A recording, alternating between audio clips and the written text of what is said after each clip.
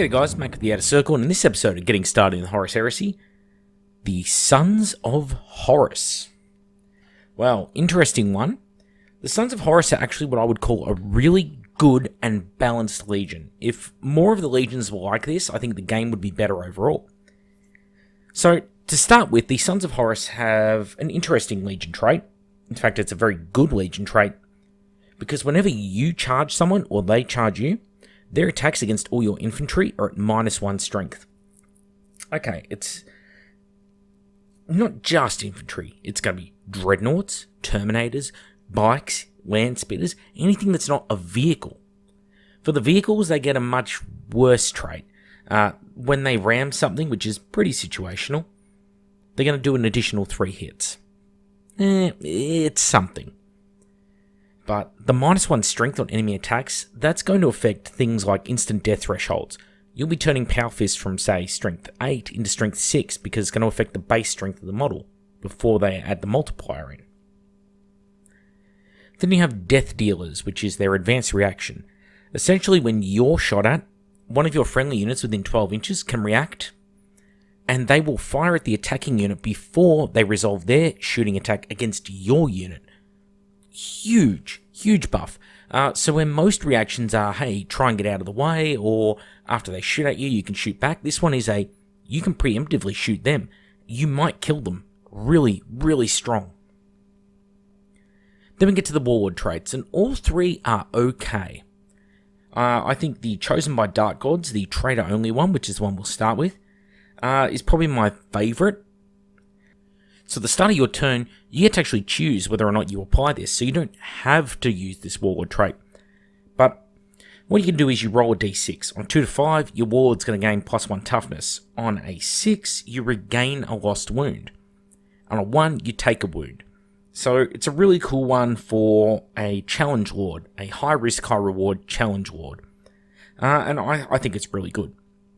It's also going to give you an additional reaction in the movement phase, etc, etc. Fun for challenges. The next one, the Wolf of Luna, is a loyalist only, so a bit of a contrast there. And it's when your warlord with the trait joins a unit of Sons of Horus, and you are charged by, or doing a charge on, a traitor unit, you get +1 attack. But the thing is, it's got to be a traitor unit. So that means you've got to be very specific in your games, because you may be playing Loyalist Sons of Horus, but what if you aren't playing traitors? If you are playing, for example, against Solar Auxilia, Imperial Knights, for some reason, Legio Custodes, I don't know, could happen, Demons of the Ruin Sword, none of those are Legiones Astartes traitor, therefore you won't get the bonus. So, I mean, in theory it's good, but I think it's very situational. It will give you an additional reaction during the opposing player's assault phase. Fine. Alright, the Armour of Pride. So the Armour of Pride is not very good. I think it sounds really good on paper. And what it does is, when your warlord is killed, you roll a d6 on a 2d6 leadership check. And if you pass that, your warlord comes back to life with d3 wounds. Okay, high chance you're going to pass that. Cool. The problem is, if it's instant death, if your model is removed because of something like being run down, if it's removed by something like, I don't know, a D weapon, or removed from play attack, none of those allow you to use this rule. Well, the problem is, your warlord would be better off with the first warlord trait, Chosen by Dark Gods, because at least Chosen by Dark Gods, you're going to be fighting at higher toughness most of the time, or you're going to be fighting with getting wounds back. This one here, if you take instant death, could be from Power Fist, could be from Force Weapon, could be from whatever. That's it. No longer applies. So, yeah, not a very good warlord trait. Just too easy to circumvent, because the situations you're going to find your warlord in is not losing single wounds to bolt pistol fire. Happens, of course, but not the likely situation. Most of the time when your warlord dies in Horus Heresy, it's because he's fighting another warlord in a Paragon Blade Murderous Strike-Off.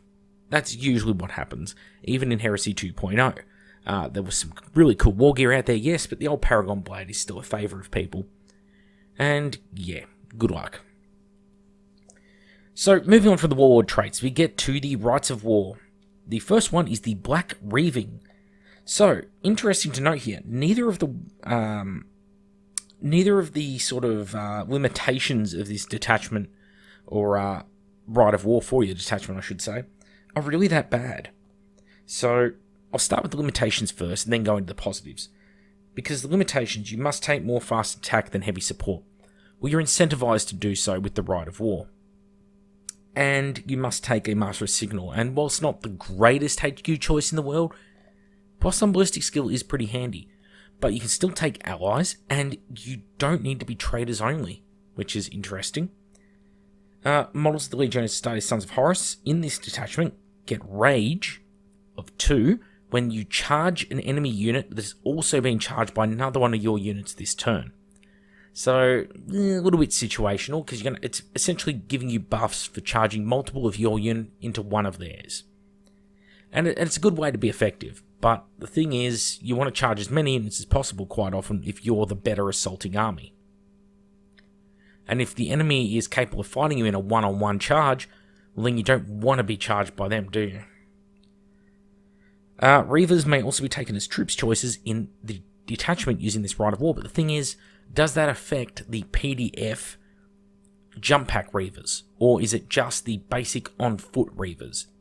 Rules is written on-foot Reavers, but if anyone played jump packs against me, I would accept it. I would allow it, because it's thematic. And thirdly, Justinian you take in this, gain Deep Strike for free. Yeah, that's really good. A good Rite of War, because the limitations are very, very minor. You don't have to take Reavers as troops. Cool if you do, but do remember, they're not getting line, so take them as something else, fill up on Assault Marines or something like that, or Tactical Marines, and then just, the Rite of War is just giving you situational bonuses on top of essentially a normal army list build, because it doesn't force you to do a lot of things, and that's why I really like it. Then we have the Long March, which is a traitor-specific one. Units made up entirely of models of the Sons of Horus rule are going to get +1 to their movement, but only when you do your normal moves. It doesn't apply to like runs, charges, anything like that. Just your movement itself. Legion Cataphracti, and that's not just Cataphracti, it's Tartarus, it's Justinian, all Legion Terminators. They're going to get a buff here. In fact, they're going to get two interesting ones. One is they can be taken as non-compulsory troops. They're not line, so sucks. And they're also going to gain the Outflank Special Rule. And that's important because in your limitations, no units which have the heavy subtype, which is going to be Cataphracti units, not Tartarus. It's going to be breaches, anything like that. Legion Heavy Support Squads, certain tanks and vehicles like, say, the Scimitar, Javelin Landspeeder, sorry.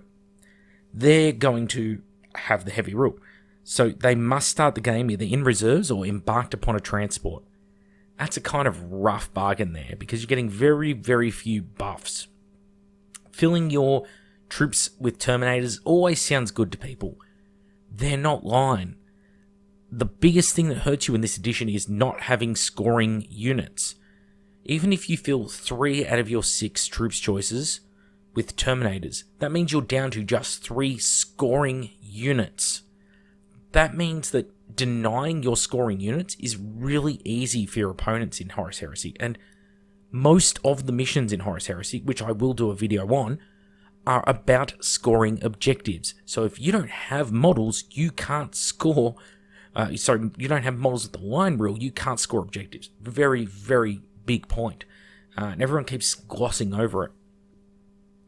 So, yeah, kind of a crappy Rite of War, the Long March, but hey, one good one, one crap one, that's what we call balance, right? War gear. Well, the armory of the Sons of Horus is really, really thin. In fact, I think it's probably the worst thing about the Legion is their armory. There's just nothing in it. They've got the Corrosion Power Axe, which is AP3, Gets breaching 5+ and a specialist weapon. Normally I would say this kind of sucks, but it's a free upgrade for any model in the army with a power weapon. That has its uses. If it was a 5-point or a 10-point upgrade, I'd be like, hell no, get rid of that crap. But there are situations where it could be really good. For example, putting it on, say, a breacher sergeant. A breacher sergeant who might not run a power fist might get something out of this, where he'll be striking at initiative and the ability to potentially bypass Terminator armor on a 5+. That's kind of useful. Situational, yes, but hey, it's got its moments. And all Terminators. Obviously, all Terminators are coming with power weapons. So, change it into a corrosion power axe. Yes, it's not as good as perhaps a power axe outright, in some regards. It's not always going to be AP2, but the fact you're going to be striking at initiative, that gives you an edge up, because if you throw enough attacks at the enemy, you will get breaching off. Breaching 5+, any kind of breaching is situational. It's like rending, but 5+ is definitely better than 6+, which is, say, a power sword, for example, and it's rending. Alright, Bane Strike Bolters. So they have a Combi Bolter and a regular Bolter. The only difference is Combi Bolter, of course, is twin linked. The regular Bolter, stats, range 18, strength 5, AP 4, so slightly shorter range than normal bolt guns, but a higher strength, and the AP 4 stock means these are going to be really strong against, say, Solar Auxilia, units that only have a 4-up save. The Rapid Fire, which means don't shoot and try and assault afterwards, because it ain't happening, except on, say, Terminators. And breaching 6+, so again, that really situational breaching rule. But unlike where it's going to go off 1 in 3 times on the Corrosive Power Axe, here it's going to go off 1 in 6 times and sucks, therefore. I don't put a lot of stock into it. Rending is a little bit different to breaching, because breaching is lowering your AP, but rending is doing so much more. Because giving you, like, plus D3 to armor penetration, for example, that's what makes rending so viable. Alright, now, when it comes to consoles, they have their own. The Dark Emissary, not to be confused with the really awesome miniature from the Albion campaign in Warhammer Fantasy from about the year 2000. No, showing my age? Okay, cool, let's move on. 25-point upgrade. If you take him as your compulsory HQ, you actually gain an army-wide buff, which is Stubborn. That's incredible. Army-wide? In small points games, this really comes into its own, because this character is not really limited too much by things like war gear. For example, he can still take Terminator armor, which is good, and he can still take a variety of different weapons. Yeah, okay, can't take a jump pack, can't take combat bike, can't take a scimitar attack bike. Bikes are not very good in this edition, as we currently speak. Therefore, that's not too big a loss. Like, the whole part of the reason you took bikes over jump packs previously was, hey, +1 toughness, that's really good. Now bikes are, hey, giant model, no buffs really, apart from movement, which is, I'd rather the smaller model in the jump pack that can hide. The Staff of Dark Authority, though, it's a free upgrade to him, and it seems really basic. +1 strength, AP 3, melee, unwieldy, murderous strike 6+. Some instant death. But when you have models in 6 inches of the guy with the staff, they increase their leadership to 10 when taking morale or pinning checks. Combine that with Stubborn. Yeah, very unbreakable. The Dark Emissary, if you took this as an upgrade on your basic Legion Centurions, you could be looking at 75 points per Centurion and have just these little banners you walk across the battlefield just to keep your units in the fight. And things like Night Lord's Fear Bombs just aren't going to be a problem for you. So, really, really good value for the points, frankly. I think they're really good. The only downside is, it's got to be a trader thing, but makes sense. Why would it be a loyalist? Alright, going on from there, we're going to jump into the specialist units. Now, as per previous videos, we don't cover off on the Primarchs or special characters now. That's coming in the part 3 of the different legions. So the first one we need to talk about is the Justinian. And Justinian are in a really funny place. Hugely expensive. 50 points a model for a Terminator. But leadership 9 flat, all of them. Weapon skill 5, all of them. Ballistic skill 5 also on everyone. They all have furious charge. They've all chosen warriors. They're stubborn. They've all got a Curson power axe built in. So, what do I think? Oh, another thing I should point out actually before I get to the what do I think. They all have Bane Strike bolt guns. Ballistic skill 5 plus those Bane Strikes is really good. If you start upgrading this squad to have multiple members with lightning cores, yes, they're going to have a decent number of attacks. They're going to have 5 attacks each, the ones with lightning cores. That's good, but I wouldn't do more than 2 models like that. What I would also consider is you have high ballistic skill. Make the most use of it. Don't worry about heavy flamers. Don't worry about Reaper autocannons. Go straight for the multi-melter. You can take a multi-melter 1 in 5 models. That 2 multi-melter precision shot, essentially, ballistic skill 5, hitting on 2s with those multi-melters, make these a huge threat to armor. Yes, it's going to cost you 50 points to take 2 of them. That's a good trade. So take the 2 multi-melters and give the same guys that have those, maybe Thunderhammers. So you have 2 guys that specialise in anti-tank and anti-dreadnought in the squad. The rest of the squad, keep them as cheap as possible, don't go away from the Bane Strikes, and don't look at exchanging the combi bolters, in my opinion, for Magna or minor combi weapons, because you lose the Bane Strike ability. So once you fire your 1 melter or plasma or whatever shot out of it, that's it. You've lost that ability to have the breaching 5, the breaching 6 plus, the AP 4 shooting, etc. I think you're better off just keeping the Bane Strike on them. Don't waste your points. Maybe you could look at taking Volkite charges squad-wide. That could be interesting because, again, ballistic skill 5 combined with a lot of shots could be useful here. The fact, though, that all the models are 3 attacks base means they hit like a freight train. So, whilst you are paying the points for them, they are very strong regardless. The only downside is, of course, taking maxed out squads of these guys with multi-melters, and a couple of Thunderhammers, a couple of lightning cores, and as I would recommend, is going to add up to be a very, very expensive option. You might have 3 of these squads will fill 1,500 points comfortably, if not far more than 1,500 points, in fact. Just the points alone on an unupgraded unit is going to be 525 points for 10. Okay, another little fact about them, by the way, can take them as a retinue, as a command squad. Yeah, it's cool. It's a good choice. If you do that, then you lose the Bane Strike bolt gun off one of them, and he gains a banner instead. It's not a bad choice, because they could be the rock that you form a Terminator strike around. Just regular cataphracti and such, moving around their banner. Really strong tactic. With the changes to this edition, how it absolutely hates anything that can kill Terminators and power armor in the form of templates, and just the outright destruction of all template models, Justinian are a lot better.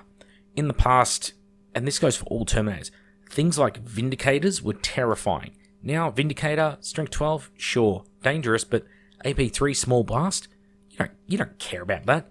Even the Typhon is no longer scary to these guys. They are really hard to counter. The things that are going to be scary to them is, say, Dreadnoughts, and units with lots and lots of melter gun or las cannon shots. If units don't have those, they aren't scary. And that's really across the Horus Heresy as a whole. Last unit for the Sons of Horus is the Reaver Attack Squad. Yes, I know there's a jump pack version in the PDF, but we don't talk about the PDF because it's not well written. So, the Reaver Attack Squad, 135 points, and you get Weapon Skill 5 Assault Marines. Or, actually, Despoilers is a better way to describe it. Basic power armor, running around on foot, 2 attacks each, they've got 2 wounds each though, and Weapon Skill 5. They're all chosen warriors, so they can all accept and issue challenges. They're relentless across the entire squad. They have counterattack 1, precision shots 6+, precision strikes 6+. They all come with chain axe, bolt pistol, crack grenades, and frag grenades. Pretty strong unit, actually. They can take a Dreadcore as a dedicated transport. Dreadcores suck currently, badly written, no assault hatch, so essentially it's a drop pod now that moves around the battlefield. Not very good, because you basically have to hop out for a turn and let your enemy have their way with you before you can do anything. Not good. Can take a Nuncio, Volks, Legion, Vexilla, etc, etc. 15 additional Reavers, though, for 22 points or more. 22 points is cheap. Like, big squads of these guys is good value for points. Any model can take a Power Weapon, Charnable Blade, or Power Fist. Situational. I think the sheer number of attacks on these guys is what makes them good. What I really like, though, is that any model in the unit may exchange their Bolt Pistol or Chain Axe for 2 Lightning Cores, 15 points per model. It's any model in the unit. I would suggest taking on the Reaver Chieftain. So even a 5-man squad of these guys, if the Chieftain is rocking Lightning Cores, he's going to be rocking 5 attacks, going to 6 on the charge, and depending on Warlord trait, could be going up to 7 attacks on the charge. That means that a little 150 point unit could absolutely just murder a 20-man tactical squad. The leader of the squad alone is going to kill half of them. He's really good. So that would be what I suggest there. The other guys in the squad, I'd pretty much just keep them all running around with chain axes, and I'd add a couple of melter guns in there, just for some light anti-tank or the ability to harass Terminators and characters. Make them afraid to go after you. Even Dreadnoughts are going to suffer, because it's 1 on every 5 guys. So take a 10-man Reaver squad, take 2 melter guns, take the Lightning Cores on the Chieftain, make no additional changes to the squad, and you're only in the mid-200s. It's not that expensive. Well, probably high 200s, I should say. But yeah, balanced, good little unit. Nothing overpowered about them. Just really thematic, really fun, really fluffy, with some great war gear options available to them. So yeah, I rate them. So the Sons of Horus overall, I'm going to say a really well thought out, balanced legion. Huge buffs when it comes to you charging. We're talking World Eater level buffs here. In fact, I would say better than the World Eaters in a lot of regards, because you've got a lot of leadership buffs that they don't have. The Sons of Horus are really good in that regard. You can charge in and get all these bonuses if you're playing, say, the Black Reaving Rite of War, like, oh, you're going to fight with, +1 attack, or you're getting rage. You're going to get -1 to the enemy's strength, so all those things that would normally instant kill you, those strength 8 power fists now, strength 6 now. Apothecary, laugh that stuff off. And throw out 1,000,000 attacks back at them. Especially with your Terminators, like, throwing those breaching power axe attacks at them just constantly. If it was 5 attacks, no one would care, but the fact is you're going to be fighting on a basic Terminator squad. Let's say you didn't upgrade a 10-man Cataphractii squad at all. You just bought 10 Cataphractii stock. Upgrade them all to corrosive power axes and charge. You're going to be fighting with a minimum on the charge of 30 attacks that hit on 4s against most units, wound on 4s against most units, and every time you roll a 5 or more, it's going to be invulnerable save territory on most units in the game, and considering a lot of things don't have it, that's not a bad investment for 250 odd points. Anyway, Mac with the Outer Circle, hope you all got something out of this episode. The next one will be on the 1,000 Suns. As you can probably tell in my voice, I'm still quite sick, but on the mend. It's not the commie cough, nothing spicy cough going on here. Just regular old cold and flu season. Hence, less videos. Sorry about that. But yeah, next episode, 1,000 Suns, and then after that, the Death Guard. I want to try and get them all out this weekend for you guys. Try and catch up a little bit. Anyway, that's all from me. Hope you all enjoyed the episode, and I'll see you all on the next one.